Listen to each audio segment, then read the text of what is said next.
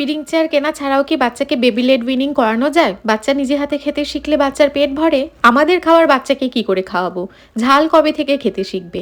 কোন protein powder কৃষুবাবু খায়? এই সমস্ত মিলিয়ে আজকের ভিডিও। আশা করছি ভিডিওটা দেখতে তোমাদের বেশ ভালোই লাগবে। কৃষুর বয়স 2026-এর মার্চ মাসে 4 বছর পূর্ণ হবে। আজ থেকে 1.5-2 বছর আগে একটা প্রশ্ন নিয়ে ডাক্তারের কাছে গিয়েছিলাম, কোন এনার্জি ড্রিঙ্ক মানে হেলথ ড্রিঙ্ক কৃষুকে এখন দেওয়া যাবে। তখন কৃষুর ডাক্তার এই হাইপ্রো নামে একটা প্রোটিন পাউডার সাজেস্ট করেছিলেন। এটার মধ্যে সুগার কন্টেন্ট একদম 0% রয়েছে, যেটা বাচ্চাদের জন্য কিন্তু ভীষণ জরুরি। মার্কেটে পপুলার ব্র্যান্ডে যে সমস্ত হেলথ ড্রিঙ্ক পাওয়া যায় সেটাতে দেখবে সুগার কন্টেন্ট অনেকটাই বেশি থাকে। তো আমি প্রথমে অন্য একটা ব্র্যান্ডের ওকে দিতাম হেলথ ড্রিঙ্ক, কিন্তু ওটা সুগার কন্টেন্ট যখন থেকে দেখেছি অনেকটা বেশি পরিমাণে রয়েছে, আমার দিতে ভালো লাগতো না। ডাক্তারকে বলাতে ডাক্তার ওটা চেঞ্জ করে এটা দিয়েছে। এটাই সুগার কন্টেন্ট কম আছে, সব থেকে বড় কথা কৃষু দুধের সাথে এটা মিশিয়ে খেতে ভীষণ ভালোবাসে। প্রত্যেকটা বাচ্চার হেলথ কন্ডিশন দেখে ডাক্তাররা যে কোনো ড্রিঙ্ক সাজেস্ট করেন, তো নিজের বাচ্চার পিডিয়াট্রিশিয়ানের সাথে একবার কথা বলে দেখতে পারো। সেই হিসেবে ডাক্তার কিন্তু ভালো একটা হেলথ ড্রিঙ্ক তোমাদের সাজেস্ট করে দেবেন। তো মোটামুটি যেদিন কৃষু স্কুল থাকে না, সকালবেলা ঘুম থেকে উঠেই উষ্ণ গরম জল খায়, তারপর 1 গ্লাস দুধে 1 চামচ এই প্রোটিন পাউডার মিশিয়ে ওকে খাইয়ে দিই। উষ্ণ গরম জল আর দুধ খেয়ে কৃষুবাবু বেশ সুন্দর ঘোরাঘুরি করতে থাকে, খেলতে থাকে, আর আমিও ব্রেকফাস্ট বানানোর প্রিপারেশন শুরু করে দিই। যেরকম আজকে শীতের একটা প্রিয় ব্রেকফাস্ট বানাচ্ছি। কৃষুর বাবা আর কৃষু দুজনেই ভীষণ পরিমাণে পরোটা প্রেমী মানুষ। সকালবেলা পরোটা বানিয়ে দিলে ওরা ভীষণ খুশি হয়। তাই যখনই আমি এদিক ওদিক চিন্তা করে কোনো কিছু ভেবে পাই না, তখন পরোটাটাই বেছে নিই। আজকে যেরকম রসুন পাতার পরোটা বানাচ্ছি, রসুন পাতাগুলো তো শীতে পাওয়া যায় আর খেতেও ভালো লাগে, খুব একটা উগ্র রসুনের গন্ধ থাকে না। আমার বেশ ভালো লাগে, কৃষুও পছন্দ করে।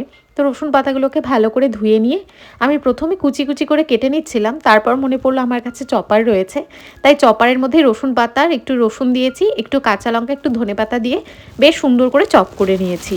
আমি কৃষুকে নানান রকমের ফ্যান্সি ব্রেকফাস্টও বানিয়ে দিয়ে দেখেছি, ও খুব একটা তৃপ্তি করে এখন আর খেতে চায় না। এবার বাচ্চা যেটা খেয়ে সন্তুষ্ট থাকে, আমাদের মায়েদের উচিত সেই খাবারটাই বাচ্চাদের খাওয়ানো।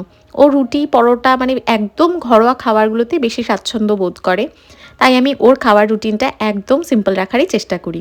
এবার পরিমাণ মতন আটার মধ্যে রসুন পাতা কুচি দিয়েছি, তার মধ্যে 3 থেকে 4 চামচ মতন ভুট্টার আটা মিশিয়ে সামান্য নুন দিয়ে যেভাবে নর্মাল রুটির জন্য আটা মাখে ঠিক সেইভাবেই মেখে নিয়েছি।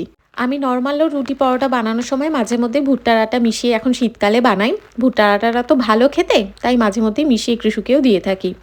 এবার পরোটার সাথে খাওয়ার জন্য একটা তরকারি বানাচ্ছি। কড়াইতে তেল গরম করে একটু কালো জিরে, কাঁচা লঙ্কা, হিং ফোড়নে দিয়ে আগে থেকে সেদ্ধ করে রাখা আলু, মটর আর পরিমাণ মতো নুন দিয়ে একটুখানি ভেজে নিয়েছি।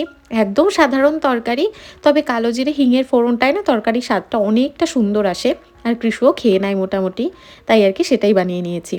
আর পরোটাটা যখন কৃষুর জন্য বানাই, সবসময় চেষ্টা করি একদম মোছা মোছা তেল দিয়ে পরোটাটা সেকার জন্য, মানে যাতে বেশি তেল না থাকে সেই দিকটা খেয়াল রাখি।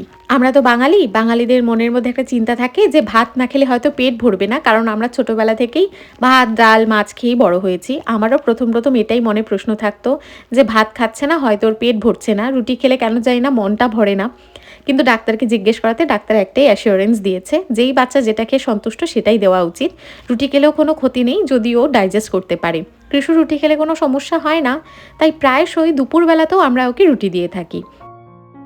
কি খাচ্ছ? ডিম। আর এটা কি বাবা? পরোটা। আর এটা আলু। আলু। তোমার ফেভারিট তাই না? খাও। হ্যাঁ, আমাকে দু একজন আমার সাবস্ক্রাইবার কমেন্ট করে জানতে চেয়েছিল, দিদি কৃষুর তো ফিডিং চেয়ার ছিল না ছোটোবেলাতে, তো তা সত্ত্বেও কী করে ও নিজে হাতে খাওয়া শিখেছে। আমি একটা কথাই বলবো, ফিডিং চেয়ার কিনলে হয়তো সুবিধা হতো, তবে জানো তো আমি ফিডিং চেয়ার কিনিনি একটাই কারণ আমার ডাউট ছিল ফিডিং চেয়ার কিনলেও কৃষুবাবু হয়তো ওই ফিডিং চেয়ারে বসে শান্তভাবে খাবে না, কারণ ও প্রচণ্ড পরিমাণে চঞ্চল ছিল ছোটোবেলায়। মানে এখনও চঞ্চল, তবে আরও ছোটোবেলায় আরও একটু বেশি চঞ্চল ছিল, তাই আর কি আমরা ফিডিং চেয়ার কিনিনি। কিন্তু তা সত্ত্বেও কৃষুবাবু নিজে আমাদের সাথে বসেই খাবার খায়, নিজে হাতে খাবার খায়। কি করে সেটা দাঁড়াও একটু পরে ভিডিওতে বলছি। আর এই হলো কৃষুবাবুর ব্রেকফাস্ট খাওয়ার অবস্থা। আমি ওকে ফোর্স ফিড করি না, ও যতটা খেয়ে সন্তুষ্ট থাকে ততটাতেই আমিও হ্যাপি থাকি। যদি আমি বুঝতে পারি ওর পেট ভরেনি, তাহলে খানিকক্ষণ বাদে অন্য কোনো ফুড অফার করি, কিন্তু জোর করে ওকে খাওয়াই না। ব্রেকফাস্ট করে কৃষুর বাবা কৃষুকে নিয়ে একটু পার্কে গিয়েছিল, তো সেখান থেকে এসে ওকে একটা আমি কলা খেতে দিচ্ছি। মিড মর্নিংয়ে আমি বেশিরভাগ সময় ওকে একটা ফল কেটে দিই। সিজনাল যে কোনো ফ্রুট আমরা কৃষুকে দিই, কিন্তু কৃষুর প্রিয় হচ্ছে আম আর কলা, আর তার সাথে সাথে মাঝে মধ্যে কিউইটা খেতে ভীষণ পছন্দ করে।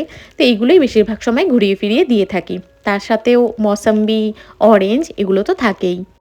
কৃষুর জন্য এখন খুব রেয়ার আমাকে আলাদা করে রান্না করতে হয়, কারণ ঝাল সমস্ত কিছু কৃষু খেতে পারে, তবে শুকনো লঙ্কার ঝাল দেওয়া তরকারিটা ওকে আমরা খুব একটা দিয়ে থাকি না। দুপুরবেলাতে যেরকম গরম ভাত নিয়েছি, তার সাথে কাঁচা লঙ্কা আর কালো জিরে ফোড়নে মুসুরির ডাল বানিয়েছি পেঁয়াজ সোমবারে দিয়ে, সেটা এক বাটি নিয়েছি।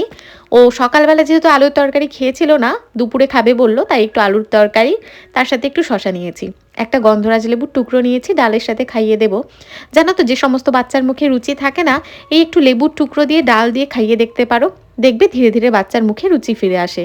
মানে কৃষুর ক্ষেত্রে এটা ভীষণ কার্যকর হয়। আর লেবুর গন্ধটা তো ভীষণ রিফ্রেশিং লাগে, বাচ্চাদেরও মুখের স্বাদ বদল হয়, ওরাও তৃপ্তি করে খেতে পারে। আর তার সাথে একটা ডিমের অমলেট দিয়েছি। ডিমের অমলেট দেওয়া নিয়ে অনেকের অনেক মন্তব্য থাকতে পারে। ডিমের অমলেট দিলে ডিমের পুষ্টিগুণ খানিকটা হলেও কমে যায়, কেন সেদ্ধ ডিম দিলাম না। ওটাই বাচ্চার প্রেফারেন্স, সকালবেলাও ডিম সেদ্ধ খেতে চেয়েছে আর এখন ডিমের অমলেটই খেতে চেয়েছে, তাই আমি সেটাই দিলাম। আর তার থেকেও বড় কথা, কৃষু ডিমের কুসুম খুব একটা পছন্দ করে খায় না, একটু ঘ্যান ঘ্যান করতে হয়, তাই ডিমের অমলেটটা মাঝে মধ্যেই দিই, যাতে করে ডিমের কুসুমটাও ওর পেটে যায়। ওই যে নাই মামার থেকে কানা মামা ভালো, সেই থিওরিটাই কাজে লাগাই। এখন ওকে আমি হাত দিয়ে খাইয়ে দিচ্ছি, কারণ ডাল দিয়ে না খুব একটা মানে ভালোভাবে খেতে পারে না, ডালটা পুরো ছড়িয়ে ছিটিয়ে একাকার কাণ্ড করে। তাই মোটামুটি শুকনো যেগুলো খাওয়ার, যেমন আলুর তরকারি, শসা, ডিমটাও নিজের হাতে খাচ্ছে, আর ডাল দিয়ে ভাতটা মেখে আমি ওকে খাইয়ে দিচ্ছি। একদম ছোটোবেলার কৃষুর ভিডিওগুলো দেখলে তোমরা বুঝতে পারবে, কৃষুর ছোটোবেলা থেকে নিজের হাতে খাবার খেত, আবার আমিও খাইয়ে দিতাম, আর এখনও সেটাই চলছে। ও নিজের হাতেও খেতে পারে, আবার আমি ওকে খাইয়ে দিই। এই যে ওর লাঞ্চটা হয়ে গেল। লাঞ্চ করার পর মোটামুটি প্রায় সমস্ত বাচ্চাই একটু ঘুমোয়, আমিও কৃষুকে ঘুম পাড়িয়ে দিই, আর ঘুম থেকে উঠে ওর জন্য একটা টিফিন মতন বানিয়ে রাখি। আজকে যেরকম সুজি দিয়ে উত্তাপাম মতন বানাচ্ছি, এটাও পিৎজা ভেবে খায় আর ভীষণ খুশি হয়। তো আমি 2 কাপ মোটা সুজি নিয়েছি, আর তার সাথে একটা 10 না 12 টাকার যেই এই আমুলের টক দইয়ের কাপটা হয়, সেই কাপে যতটুকু টক দই থাকে সেটা দিয়েছি, পরিমাণ মতো নুন আর একটু বেকিং সোডা আর 2 কাপ মতন জল দিয়ে বেশ ভালো করে একসাথে মিক্স করে একটা ব্যাটার মতন বানিয়ে নিচ্ছি। ব্যাটারটা বানিয়ে আমি মোটামুটি ঢেকে রাখবো আধা 1 ঘন্টা মতন, আর তারপর কৃষু যখন ঘুম থেকে উঠবে গরম গরম উত্তাপামটা ওকে বানিয়ে দেবো। কৃষু ঘুম থেকে উঠেছে, আর যখনই আমি এটা দিয়ে উত্তাপাম বানাতে গেলাম তখন দেখলাম সুজির ব্যাটারটা একটু ঘন হয়ে গেছে, তাই সামান্য পরিমাণে জল আরও ঢেলে দিয়ে ভালো করে মিক্স করে নিয়েছি। ঠিক যেভাবে ইডলির ব্যাটারের ঘনত্ব থাকে ঠিক সেইভাবেই বানিয়ে নিয়েছি।